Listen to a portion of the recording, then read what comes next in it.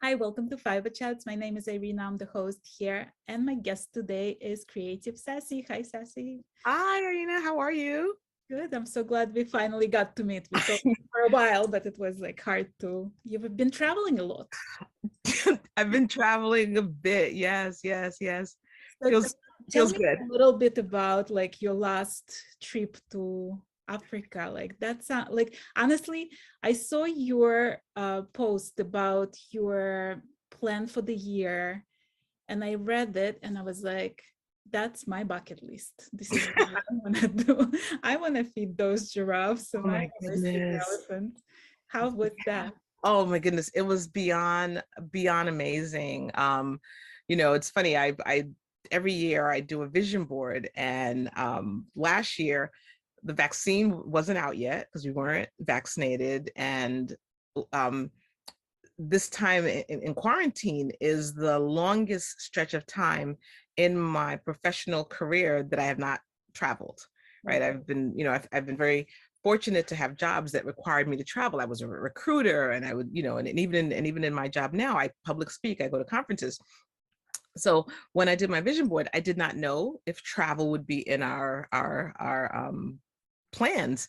And so I was like, well, I want to travel. I want to go back to Paris. I've always wanted to spend time with giraffes. Giraffes, like I have a lot of animal things. I know that like I wanted to hold an owl, and I did, but I knew that I wanted to feed giraffes. I know we wanted to go to Africa, and what part of Africa, right? I was like, well, I can go to South Africa, which my friends who are from Africa are like, yeah, that's just Europe. Like you need to go and see Ghana, or the Ivory Coast or someplace else. And so Kenya. So I put all these things on my vision board and started my year. And I actually did a lot of travel last year. Surprisingly, we went to Mexico twice. We went to Tulum and to Cancun. And then in April, my cousin saw an opportunity to go to Dubai. And so we booked that trip. So in April, when we saw the world was open up, we booked the Dubai. And then during the summer, July, we were with my cousin, and some other family members were planning to go to Africa. And my husband and I were, well, can we add that trip? We're just coming back from Dubai. We're starting the new year, and we like looked and we're like, I think that we can make it happen. And so thus was born our trip to Kenya, Nairobi to be specific. And we're very fortunate that while we went as a family, the friend who we went with, her family is from Kenya. And so she was very instrumental and she's great. It's always good to have a planner in your life. And so she really was like, well, we need to do this. You need to go on safari. And then we need to go to um, Diani and go to the beach and go to, like, I wouldn't have known Right. all the things that you can jam into 2 weeks. So we were there for two full weeks, and we did a lot. And even with the a lot that we did, there was so much more that we could have done, because even our time with the giraffe, we have spent our that day in some other places, and we got to the giraffes at the end of the day and literally had less than 15 minutes. And I did not, and like once they give you a little bowl with a little I'll call it Right. kibbles or snacks, right? And so that's what you feed the giraffes. And so the smart thing is to give the giraffe one at a time, because then the giraffe stays with you, the giraffe won't leave you. But the giraffes is not like, I'm not here to take pictures with you, like you feed me and I'll stay. Right. And so it was at the end of the day. And so the giraffe sanctuary that we went to was right next door to Giraffe Manor, which is a very well-known a hotel that you can stay at for a lot of money, and wake up and the giraffes like stick their head through your window. Like, I mean, so my bucket list is to go back and wake up with a giraffe, like a giraffe saying, hey, wake up. Like I want a giraffe for my alarm clock. Well, was there like anything surprising in that trip for you that you like didn't think you're gonna encounter or planned to do? Oh my God. So yes. So the very first day, it's funny because, my husband and I, a few years ago, we started our own hashtag called Hurt World Tour. and we share, our trips around the world. And we, our goal is to get to all 50 states. And so we have all these things. And so just out of fun, I never say where we're going. Like I'll post us at the airport, or I'll post our luggage, and I'll say Hurt World Tour. And then, my followers and friends will be like, I can't wait to see where you end up. And so for some reason for this trip, I was like, let's say we're going to Kenya. Let's just say it. And so we posted that we're going to Kenya.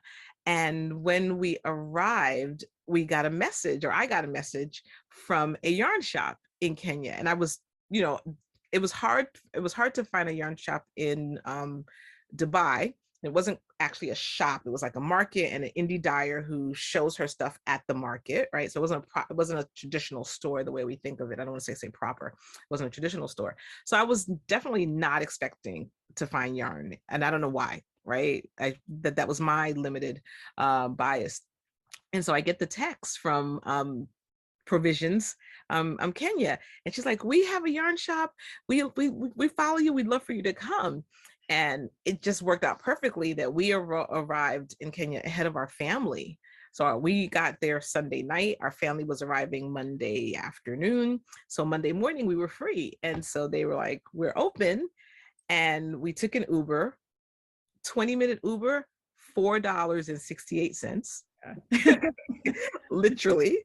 And that was to me the open, like it opened my mind to the possibilities that my mind would continue to be blown for the rest of the week. Their shop is on the compound where their homes are, and so very, very much rooted in greenery. And like even as I'm doing my live, and I have some video that's on my Instagram, you can hear the birds like chirping in the background. And I was not prepared for that. And it was and they were so warm. Nancy and Susie are the sisters, and they were warm. They invited us to have lunch with them, and we did. They have a fireplace because it gets cool at night. Like you don't think about that, but it's it gets cool at night. It's hot during the day, but it gets cool at the night. And that was just an amazing, amazing, unexpected, unplanned pleasure. Right. Well, when you travel, do you always look for the yarn stores for like some local centers, local knitters? Absolutely. So I always, so yarn is a part of, even when I travel, whether it's for holiday or for business, I always like, is there a yarn shop there? Because I want to visit a new yarn shop. And my husband is super supportive, which is great, because he's like, hey, I Googled and there is a yarn shop, and we can, he's up for the adventure. So, if we go someplace and the yarn shop is not like right where we're staying, if we have to drive a bit, he's always up for like, okay, let's drive. And so, with this trip to Kenya, he was like, sure, let's go. We don't have anything else to do. We're waiting for everyone else. And so for all of our trips, for the most part, we've always managed to find a yarn shop, sometimes more than one shop. Sometimes, there are places where I expect to find a yarn shop. And then there are times when, I'll turn the corner, I'm like, oh, there's a yarn shop, which is the best. I call that yarn door, like radar, when I unexpectedly stumble upon a yarn shop. Well, do you have like, out of all those travels, right, all those years, is there like one store that stuck with you and you like recommend it to all your followers or all your friends? Oh, it's hard now because I have to revisit that, right, because of COVID. And so, I would definitely say La Bien Amie in Paris prior to closing, right, because it was a yarn shop, was one store, and then not too far away was the tea house, the tea shop. So that's always been a favorite. I enjoy, so definitely the yarn shopping in Kenya would be in my top 5. Other ones here in the States, I really like Imagine It in San Francisco. I love my own here in Brooklyn, String Thing Studios, my local yarn shop, for example. I've had some really good yarn experiences. Well, let's go back a little bit. Let's go back to your journey as a knitter. Like, when did you start knitting? Yeah, so I learned to crochet from my grandmother. I was an only child and quite precocious and busy. And so she wanted a way to keep me, calm and entertained. And so she taught me how to crochet, which I loved. I moved away from it, of course, as I got older because I wanted to do other things. And then a few years ago, over 20 years ago now, I started reading about all of the celebrities who were knitting. And I'm like, hey, I could knit. And so I was going away for a weekend and I went to a yarn shop in New York and I purchased a workbook and some yarn and some needles. And, YouTube wasn't that popular. It was really just me looking at the pictures of the illustrations and making sense. And thank goodness, for very detailed illustrations, because I learned how to knit. And, because no one tells you how it should be or what's the order, right? Like, so that it didn't say in the book, your first project should be garter and you should only knit. And then after that, your next project, you should learn to purl stitch. The way the book was written, I was like, oh, so on one row I knit, on the next row I purl. So I learned to stockinette. Right. That weekend I went to a yarn shop in Vermont. I mean, I went for the weekend in Vermont, and there was a yarn shop there, and we stopped in the yarn shop, and I was twisting my stitches, and so she fixed my stitch, and that was it. I was stockinette stitching. I finished that scarf, and then I came back to New York, and there are tons of yarn shops in New York at the time. And of course, if you're not plugged into the community, you don't realize it, right? You walk past this thing all the time, like, wait, that's a yarn shop. And I fell in love with it. I started, making scarves and making presents for friends. Like my first few gifts were gifts for friends. Right, because I didn't realize that you can have a whole wardrobe of knitted things. So I was definitely not a selfish knitter in the beginning. I was a knit for myself and knit for others. And then as the years evolved, I really got into socks and sweaters and really having fun with the things that you can do and knitting things that I actually don't mind wearing. Right. It's just not a scarf, but it's a sweater that doesn't look like, like one sleeve is shorter than the other sleeve and it's itchy yarn. It's like, I remember my first poncho, I made it with, not the best quality yarn, and I didn't think about it. It was an investment of even that money and the time. And I was like, if I make it with a little nicer yarn, I'd like it a little bit more and I'd wear it more. And so that really encouraged me to really feel the textures of yarn and am I going to want to wear this all the time? Yes. So then it's worth the investment. Right. Well, what was your progression? So you started knitting, you're going to yarn stores, you're buying yarn for yourself, you're learning about more knitting. What was between that and it's becoming like all that community involvement? Because right now, like if I we talked a little bit before the interview and you were talking, it was all about community. It was all about like we as a group, we went there. When did it become a thing? Like when did you understand that it's a community? Yeah, very early. I'm very, very, very fortunate to say, that everything happens for a reason. And so in the beginning, it wasn't a community. It was me knitting. One of the first yarn stores that I called home was the Yarn Company in Manhattan on Broadway. And, they had an open door policy. So if you bought the yarn there, and they were in the process of writing a book. So a lot of their book patterns or the designs were samples in the store. And if you picked the yarn and you picked the sample, they printed the pattern and they wrote out the schematic, right? And so they had a community and you can go there. Whenever you go there, you just sit around the table. And so that was my first experience because I would always need help. I would always, okay, now I made the panels of the baby sweater. I need somebody to help me. And so they had a very helpful staff. And then I was, learned that you can travel with your knitting. So on the way to work, at the doctor's office. And so I was on the way to meet some friends and a woman sat next to me and she's like looking for something in her bag and she pulls out yarn and needles. And I'm like, I knit too. And she's like, really? And so we exchanged numbers and that became like my first fiber friend. And so she belonged to a small community. And that's how I first got to meet, like there were, I think back in the day, because it wasn't, adults weren't on Facebook, and there was no Instagram, and there was no Ravelry. That seems so prehistoric to say that, but there was meetups. And so like the meetup brand. And so the meetup group was Sit and Knit in New York. It was the New York Sit and Knit group. And that's where I would go to their events, like, hey, we're meeting up, we're going to a restaurant, we're going to a park, we're going to do this. And that's when I started to meet people who are still my friends now, like Shamika and, you know, Mika of Mika Shop, and Tawana and Shantae. Like we met 15 years ago because of meetups. Right. And that's when we first started going to Rhinebeck, because some of the groups would, you know, either the Sit and Knit group or Harlem Fiber Arts would charter a bus. And in those days, you went to Rhinebeck for the day and you were satiated, you were good.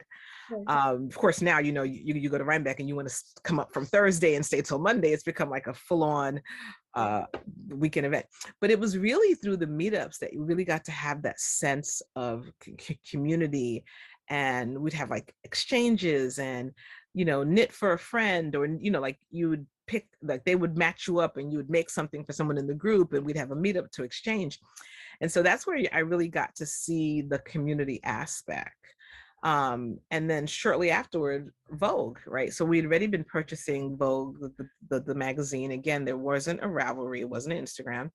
So you either were buying books, or you had your subscription to Vogue or Interweave or any of those magazines. And so, you know, the first Vogue knitting event was like, like here we all are, and, you know, there are booths and vendors, and, you know, so having Rhinebeck, having Vogue Knitting, and for me, I did travel then to Maryland. Sheep and Wool really started to really build this community and foster this relationship around this hobby that we all like, and it suddenly became more than a pastime. And, you know, and around the same time in my job, I'm a recruiter. So I have to go to various, you know, colleges around the country. And I was like, oh, I wonder if there's a yarn shop here. And, you know, just out of my earnest curiosity, I started finding yarn shops. And it's funny, my now husband and I, we went to visit a girlfriend for the weekend, and there was a yarn shop there. And I remember I sat and I'm like, oh my goodness, look at all this yarn. And I took the yarn and I took my very first yarn pose, like holding the yarn, which I would go on to make it my thing. Like, I'm going to hold yarn in every store, or I'm going to buy something from every store. And then, you know, the community is building and my travel is building, and I'm building this arsenal of yarn, not knowing that they would at some point intersect. Right. Well, when you're buying yarn nowadays, because you have a few skeins on your background there, how do you decide what you're gonna buy? Like, is that becoming more of who you're gonna support by buying that yarn? Is it colors? Is it textures? Is it some new bases? Like, what would make you buy yarn nowadays? Yeah, so now, you know, the early days, I'm just buying yarn. Like, you know, pretty colors, grab it. And that's still, to some degree, that still happens. But I'm pretty uber organized is how I'm gonna say anal. And so I like to, you know, I like to have an idea of what I'm gonna do with this yarn. Whether or not I end up doing that thing, in the beginning, when I bring yarn home, it's for a project, right? And so when I shop, which is why I really love Ravelry, because I get to keep track of the things I said I want to do. And so when I go out, I can look in Ravelry. And so when I go to a yarn shop, I either have an idea of what's in my Ravelry queue that I still need yarn for, or I fall in love with yarn, and while I'm in the store, say, okay, well, what can I make with this yarn? Or if they have a sample up, and I'm a sucker for a sample. If they have a sample up and like, oh, this just took two skeins. Okay, give me the pattern, give me the yarn, I'm good. So I'm pretty structured in how I shop for yarn. Doesn't mean that I still don't have loads of those. I probably have, 2 lifetimes worth of yarn. I can knit forever, maybe. But I try to think of projects. When a indie dyer is having an update, I try to think about like, what I want to make with that. Like, and so which is why Instagram is both a blessing and a curse, right? It's the blessing in like you get constant inspiration, but you're constantly tempted. And so, I'm part of team multiple whips. I have a lovely basket that I purchased from Kenya, and in it has like 4 projects that I'm working on. So it goes with me throughout the house, and whatever I feel like working on, I work on. Well, when you think about like knitting as a passion, as a hobby, do you also think like yarn collecting, pattern collecting, they are separate hobbies? It's branches of the same tree. I'll say that, because yarn collection is definitely an art form, because you want to, it's funny. I was looking. I came back from vacation, and while I was away, everyone was knitting Brandy Cheyenne Harper her beanie pattern. And so last night I downloaded the pattern, and I'm like, okay, so today I have to look and see, is there yarn that's not earmarked for something else that I can take and make her hat with? I'm sure I have some yarn, or I may have to restructure something I was going to do. So the collecting of yarn is definitely a part of it. With such great indie dyers having updates with these amazing colors, sometimes you don't have the time to like plan, like, so you just know I love that color, and I'm gonna get it. Hopefully I'm gonna get enough of it, and the pattern will come. I remember maybe 2 or 3 years ago, Brooklyn Boy Knits did a collaboration with Asylum Fiber, and they did a yarn called Brooklyn Brownstone. And it was a beautiful brownstony, and I love like rose gold and shades of pinks. And so I purchased 2 skeins of the mohair and 2 skeins of the fingering. And then a year later, the pattern came, right? And so for the pattern, I started working on it. I thought I had enough, and I literally did not have enough of the pattern. And the yarn gods were in my favor, because we were having a Zoom. It was during COVID. We were having a Zoom party for Lewis, and I was like, "Hey, does it, like maybe 25 people, 30 max? Hey, does anybody have this yarn?" And there was somebody on the call who had the exact amount left over for a project that I needed. And she gave me the yarn. So it's like, you just never know, but you have to trust and hope that it will work out. And thank goodness for this person, I was able to finish my Millie sweater. Right. Well, the way I've met you for the first time is also through the Instagram. I saw somebody who I followed post about Fiberuarychallenge, and I was like, what on earth is Fiberuarychallenge? So I started looking into it, and I saw that it was something that you organized, you started, so I started following you. How did Fiberuarychallenge came to be? How did that become a thing? And I must say, like, I've done it for 2 years in a row now, and I absolutely enjoyed every day of it, because not only it gave me ideas of what to post, right? And it's also like challenges you to think outside of the box, because like if somebody says mud shark, it doesn't have to be necessarily a mug. It can be like something else. Right? Give your face shot. Right. So it can be like it makes you think creatively. It makes you see how other people think creatively. And the amount of people that I personally have met through Fiberuarychallenge is just like amazing. Oh my goodness, that warms my heart. So you have no idea. So the Fiberuarychallenge again. So my small group of friends at the time, and I, are there 8 of us at the time? We have a 8-person text chat that I think we moved to WhatsApp because of the iPhone Android battle, right?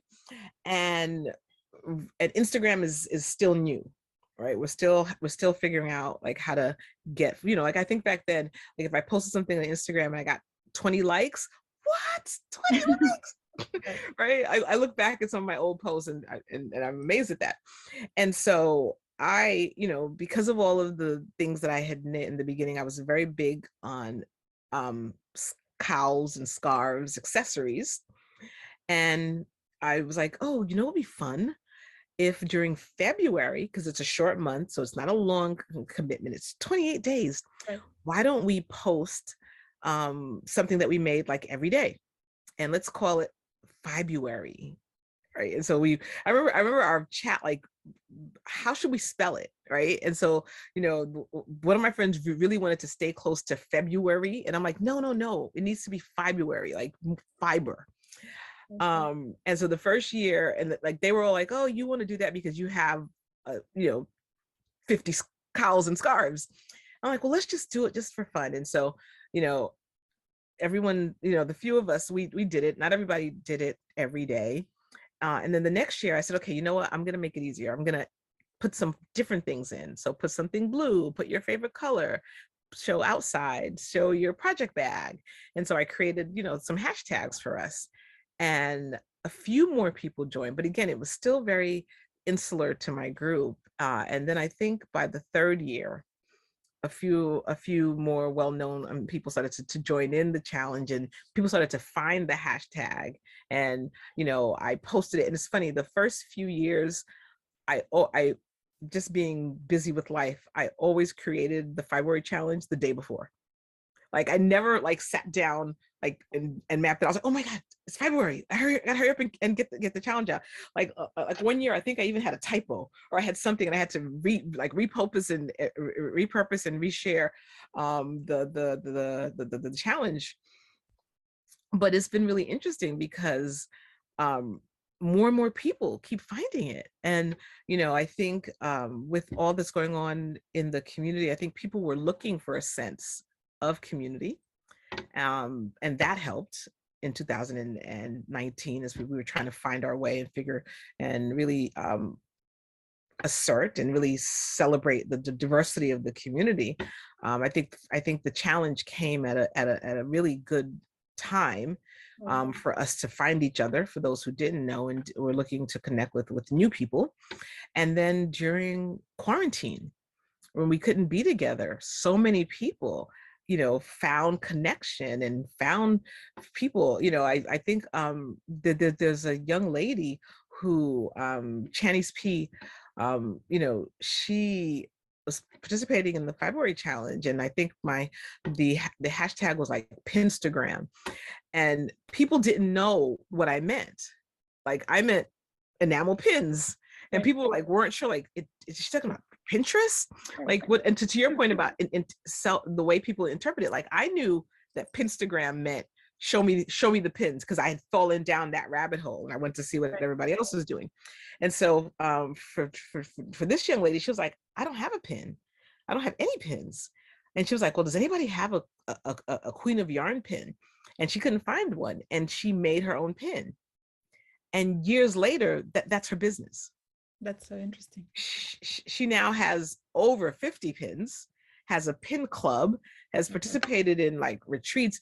And I never even knew that story until last February, when she was like, I don't think you know, and I remember she sent me like a few of her pins, and I thought it was a nice gift. I didn't understand that she was sending me the pins because I in some way played a small part in her coming up with the idea for her pin. Funny because like I love that story, because I had a few times happen on Fiberchats where I would interview somebody and I would ask them a question about like, well, have you considered doing this, or have you ever played with the idea of doing that? And like one of my guests was a guy who like did mostly crochet, but then like got into the knitting, and I was like, well, have you ever thought about becoming a designer in knitting? And he's like, no, I'm not ready. Like I have so much stuff on my plate now. And then 2 weeks later, I'm getting a message from him going, guess what I'm doing now? I'm working on my first design. It was like the most like lovely message. You never know what you put out how it's going to be received, right? And so as creatives, and we're all creatives in our own way, I never knew that February would pick up in the way that it did. Like, so, it was fun when I said, oh, people are playing in, Alaska and Hawaii. And then all of a sudden people are playing in Norway and in Tokyo. And I'm like, whoa, this is really fun. So now, I'm actually marinating on what the challenge will be for this year. I have a couple of, I've been taking note. Every year I bring back a couple of the favorite posts, right? The favorite ones. And then I like to add some new ones because, in the past 2 years, people have really shared a lot. Like, like when I'm not crafting, or this, like when I put this year, I was thinking this year I want to finish 5 sweaters. And people were like, this year I'm finishing my degree.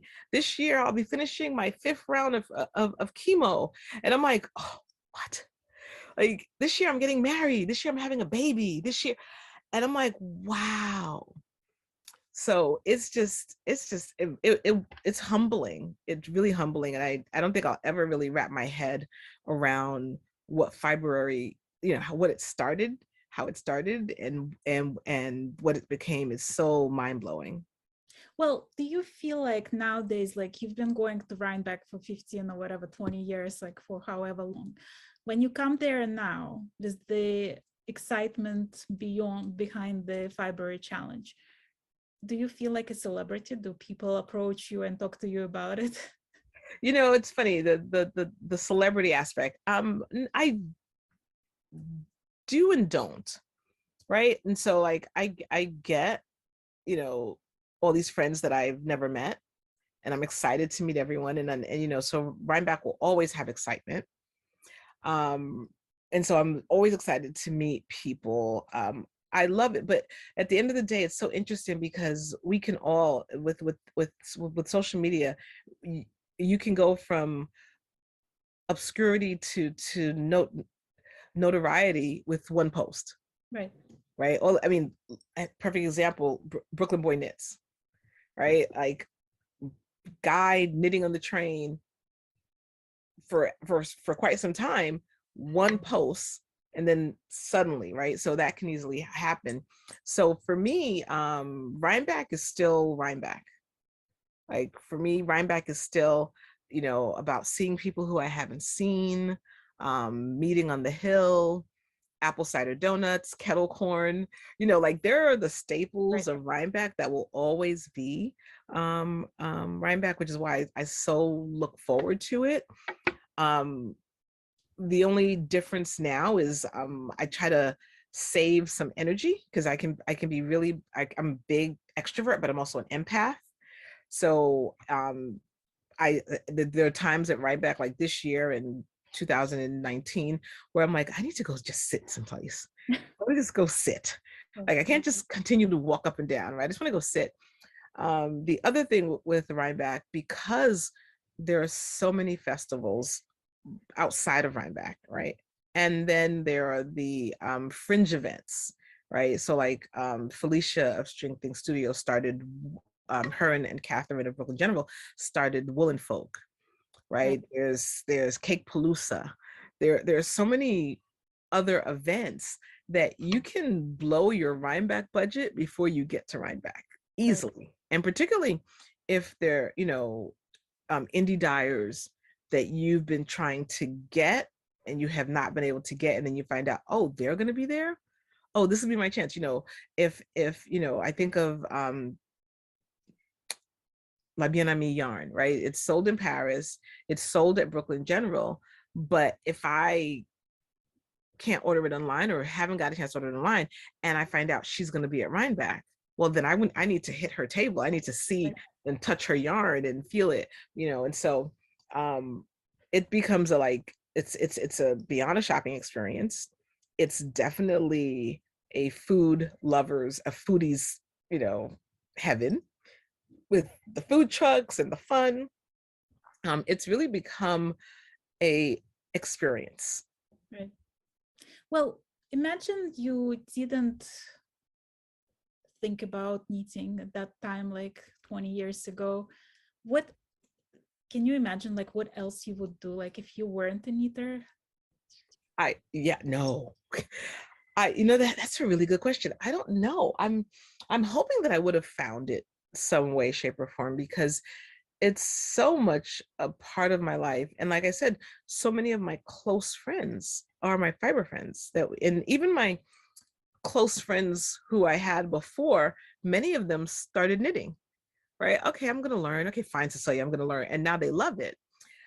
So I don't know what I would fill my time with, right? You know, I think, you know, I share very publicly. I mentioned that I was a recruiter, and always had to fly on a plane. And after September 11th, which is really when I started to knit, I developed a fear of flying, like debilitating. Like, oh my God, I hated being on planes. And it's my knitting that got me through that. So I don't know what I would be doing on planes. Like, what would I do with an 8-hour flight, a 10-hour flight? Oh my gosh. I mean, the people who they do that and they manage, but for me, that's 10 hours of uninterrupted knitting time. Like, Well, that's I such want a to ask you gift. something. So like you use it in meditative technique, basically. You use it to calm yourself down, to like relax. Does it ever stress you? Does knitting ever stress me? Yeah, when it's Rhinebeck and my sweater's not done, when it's Vogue Knitting and my sweater's not done, and then I'm up all night, and my husband's like, this is like, my husband in September says, this is not going to be another year of you staying awake every night. I'm like, yeah, okay, fine, sure. Um, so yes, it can be stressful. I try not to, and I'm really happy to see, you know, the conversations that people are having, saying like, let's do a unfinished Rhinebeck sweater meetup. Like, let's take some of the pressure off. And I, you know, I tease my friends who are truly like, they love that last minute adrenaline rush. um I don't like the stress when it's that way, because then it's not as fun, right? It's fun when when the item is done, right, and I finished it, and I get to wear it.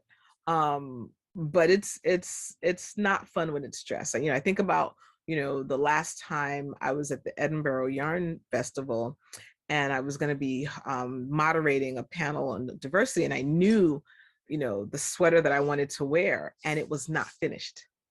And so we're literally at the, you know, opening night party, everyone is dancing, and there's a video of me like doing my homework. Like, all my friends are outside playing, and because I didn't do my homework, I have to sit here and knit. And so there's a video of me like knitting, and then we get back to our house, and one of my girlfriends, you know, Shantae, took the left sleeve, I took the right sleeve, and we're up in our pajamas finishing my sleeve so that I can wear this sweater on Sunday. Right. I don't like that. It's a great story. It's funny to look back, but in the moment, oh, the stress. Well, I know you didn't like plan it and have had the complete vision of like what Fiberuary Challenge will become. Do you have it now? Do you have like a dream for it? Do you have an ambition for it? Like, of is there a dream about it? Yeah, you know, the dream is for more people to do it, more people to find um some some form of connection. um you know, last year I did an impromptu, like the last day of February, um Facebook Live, and people joined me, or Instagram Live, and people joined me, and that's where I learned the stories. And so I want to hear more of those stories. Like, I want to, because I don't know, right? It's, you know, it's funny, I'm doing a program where we're talking about the ripple effect of your impact. And if you had to sit down and like write all the people that you touch, but when you start to think about it, it's infinite, because you don't know, right? And so like, when I think about in the 20 years, you know, the more than 20 people that I've taught to knit, some who I see all the time, some who I don't see, who are still knitting and still gifting their friends and family gifts, right? And so that gift that that person has given on to somebody else, I'm some way a part of that, because I taught that person, right? And so when I think about the Fiberuary Challenge, I wanted to have that ripple effect. I want people And to be honest, the first few years of the challenge, many people didn't know that it was me because I never said, like, I did the post and I just said February challenge. I never said, brought to you by Ceci. I just did it. And then people were like, wait, I do the challenge. That's you? Like, people never made the connection because that wasn't important to me. And it really still isn't. I just started to tie it because I'm like, somebody should know who started it. Right. And so it brings me joy that people are doing this thing and that they're invited to. I love that I've grown and evolved because, the first few February challenge were laced with my own bias, and it was like knit, and I knit and I knit, and then somebody was like crochet, and I'm like, okay, so now it's craft, right? I use more inclusive language. So if you're weaving, if you're making, if whatever you're doing, February, if you do something with fiber, Right. this you should feel seen and feel like it's okay for you to participate in this challenge.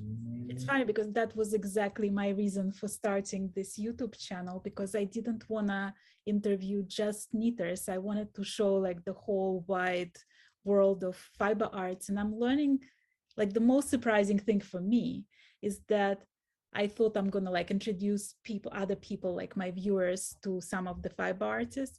But I'm learning the most from it, I feel like, because just like to prepare for the interview, I'm looking into like, what is this that they're doing? And then as I talk to artists, just like most fascinating thing to learn, like their process of thinking, creating, finding inspirations and all of that, it's like, to me, this is the most rewarding part about having this channel. Well, that's really great. And what I appreciate about your channel is meeting people who I was not familiar with. Right. So there's all, the social media sphere, the Instagram sphere is really big, and there's always someone new. While I was in Kenya, a follower had reached out to say, hey, there's somebody, a designer or a crafter in Kenya. And I never knew about her. And so, she was on the same beach that I was on, 2 weeks before, and she lives in Nairobi. And unfortunately, we weren't able to meet because she had an emergency with her daughter, but now we're connected. Right. And so, should my plans bring me back to Africa, or should her plans bring her somewhere, hopefully we'll get to meet in person. But until that day, we can still be connected in this social media space. Right. Well, I want to ask you another question. So some of the people that I interview on this channel, you might find that it's like a fun fact, I actually met through Fiberuarychallenge. I saw their picture. I was like, oh my God, looks so interesting. And I started following them, and then they became guests on my channel. So it's like talking about that you don't know how far the ripple goes, what's the, like, you every day or so, you pick some pictures from that day and you feature them. Yeah. Is that the most fun for you? Is it the most difficult thing for you? Both. One, I'll start with, it's the most difficult because I have a full-time job.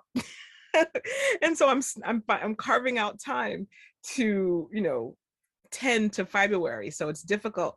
That's in that aspect, and making sure I carve out the time. It's difficult in there's so many good posts. Like how do I pick the ones? It's really hard.